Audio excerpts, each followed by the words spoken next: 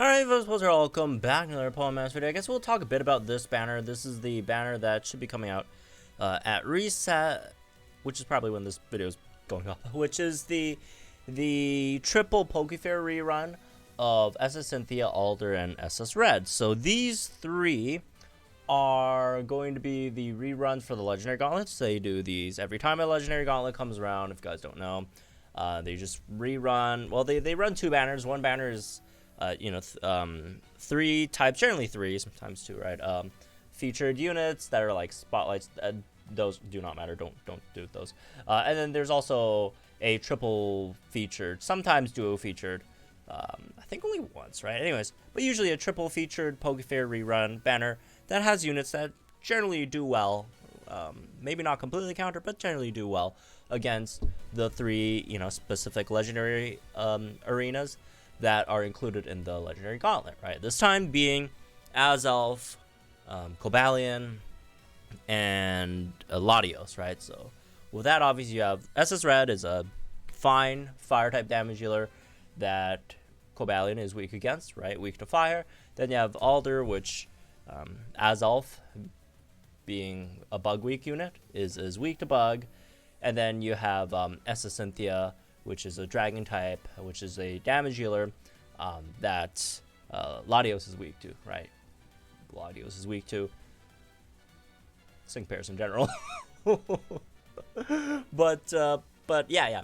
That aside, let's talk a bit about them. Obviously, this is definitely not a banner you should really pull for.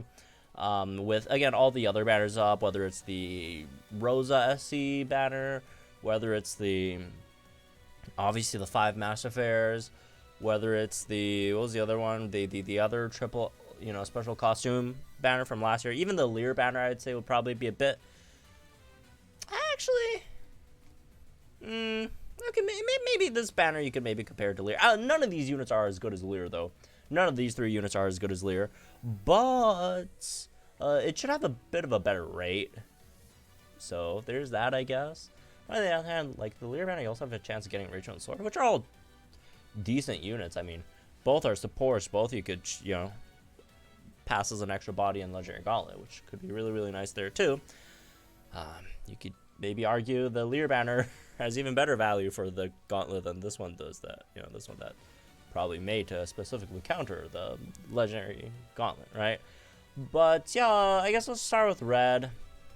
He's pretty standard, just a damage healer. Doesn't do anything special, he just does damage and a decent amount of that, right? So yeah, Blast Burn is a special move. He can max out his own special attack, max out his own crit, gets extra +1 crit buff on his sync as well. And as for his passive, Piercing Gaze, so his 90% accuracy Blast Burn never misses, which is alright. You got extra move gauge refresh, propulsion 1, sure. Which these used to be all really, really great passives, but like nowadays these kind of suck. Not that they're like bad, but in comparison to like some other passives units have been getting. But no. He overall he's still a good unit. Again, just nothing too special. Doesn't have too many like multipliers and stuff. In fact, he has 0 multipliers for his regular moves. Oh well, okay, his Power Reserve, which is one of the worst ones in the game. But outside of that, he doesn't have multipliers on his regular moves. He does have sync multipliers, which is Haymaker over here, and then Solar Flare 5, which you should try getting, right? Because I feel like his nuke is what makes him more valuable these days. Because his DPS isn't like it's still good. It's just not as it doesn't stand out as much as it did before. But yeah, his nuke is definitely still very, very solid. But for that, you do need to max out his attack, which could be a bit of an issue, I guess.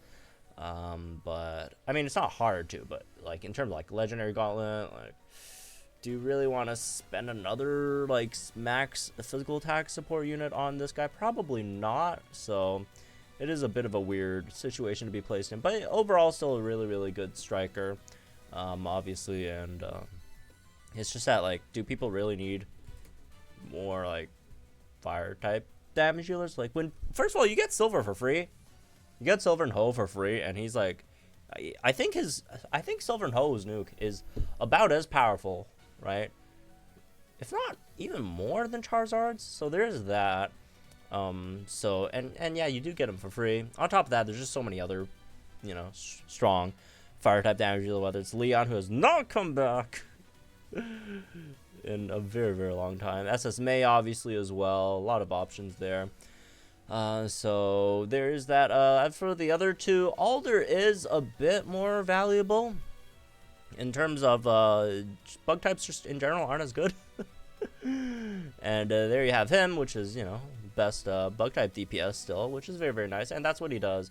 Just good bug type DPS. Hyper Beam is Hyper Beam, very high BP obviously because it's Hyper Beam.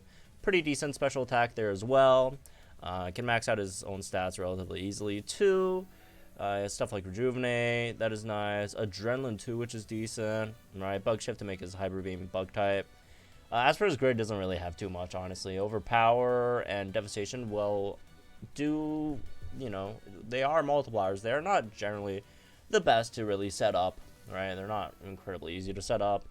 And a lot of times are really not worth it. Not really worth it, so you can kind of ignore his grid. So if you are going for him, like 1 out of 5 is definitely enough, I feel. But yeah. Yeah, he's like Bug Red, sort of in a way. What's the other one? Kommo-o. Kommo-o is weird. Like, if you want to, you know, if you're wondering, well, does Kommo-o do good numbers? Like, from a numbers perspective. Yeah, Kommo-o does good numbers if you're just purely looking at the numbers. But Kommo-o is such a flawed unit, though, on the other hand. Well, first of all, its speed is atrocious for a 4-gauge move user, right?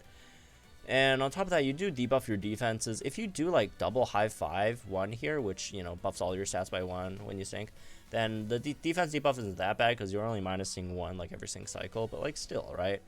And like outside of that, your multipliers are pretty like bum too. Like paralysis synergy too, like static shock 5. It's like all based on paralysis. And yeah, you could paralyze with Dragon Breath. 30% is not bad if you pick up Hostile Environment 1. That's 60%.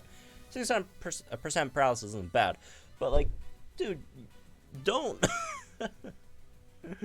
You're supposed to be DPSing here. Don't spend, you know, unless you're using Kommo-o specifically for paralyzing, you know, like Cobalion, for example, which is why, low key, even though it's Dragon type, it's I'd say it's more useful against Cobalion, maybe. But yeah, like outside of that, like it's really not worth it, I feel. It's a very slow unit, even though again it does do good numbers. I just feel like there's so many better Dragon types to really go for and use. So yeah, in conclusion, I'd say of these 3 units, Alder probably is the most like worthwhile one going after, just because in terms of like bug type damage dealer, he's still up there, right? You could say, well, you know, SEM it's pretty good.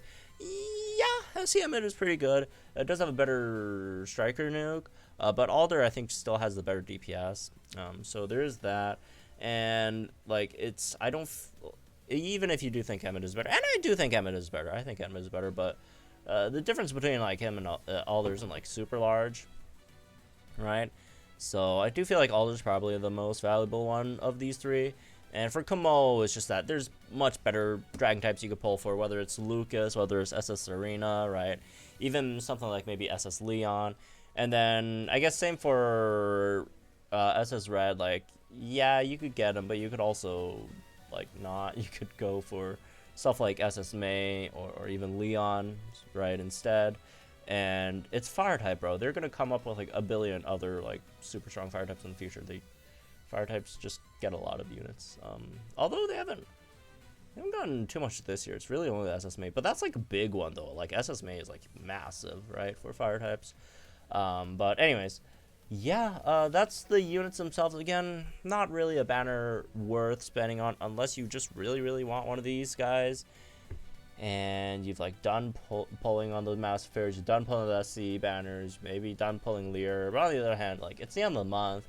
We will know what the, you know, the units next months are, right? We'll know before this banner goes away. So no point really spending gems at the moment before waiting and see what we have next month. Even if you think next month might be a bit of a down month, which is possible. It also might not. We'll see. But anyways, Yeah, not a fantastic banner pull. I'd probably give it like a 5 out of 5 for 5.5 out of 10, right? It's definitely not a banner you'd have to pull on for the Legendary Gauntlet. You could still succeed relatively well in the Legendary Gauntlet without any of these units. Yeah, none of these are must-haves, and but they're nice. So if you do pull one of them, then, you know, good for you, right? Congratulations. But again, definitely not something, especially if I'm a free-to-play player, that I definitely not something I would be spending my gems on, and with all these other great banners up, right? So it's pretty obvious. So anyways, yeah, that's for this one. I guess hope you all enjoyed. Guys, think of the comments down below. Like, enjoy the video, share, and help with more problems. I'll see you guys in the next one.